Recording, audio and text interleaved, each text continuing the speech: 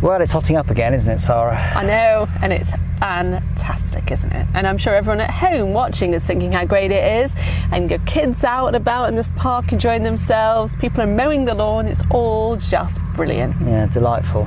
Well, thankfully it doesn't last all that long, actually. As is often the case, you get, what, 2 or 3 fine days and then a thunderstorm. The heat and humidity build up and then it goes crash, bang, wallop, and then it freshens up, thankfully, after that. It's almost like we can't quite keep intense heat here across the UK, and we often talk about really having to leave the UK for some torrential thunderstorms, see something very dramatic, but in the UK we can get it when we have something called a Spanish plume. You might have heard us talking about it on the TV weather.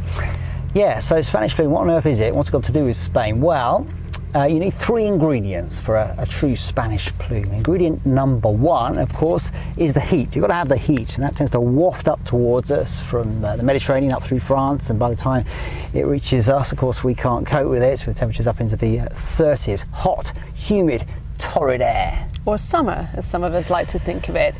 And then you need actually a second key ingredient, which is more heat, but this is a kind of different heat. This is some very dry air which moves towards us from the Spanish plateau, slowly drifts northwards, and it's very shallow, and it actually acts as something of a lid above the heat across the UK, and for a time stabilises that. Yeah, imagine this can of drink here. This is the hot and humid air, and you've got this lid on the top from the Spanish plateau, dry air, and that's keeping that heat and humidity in place.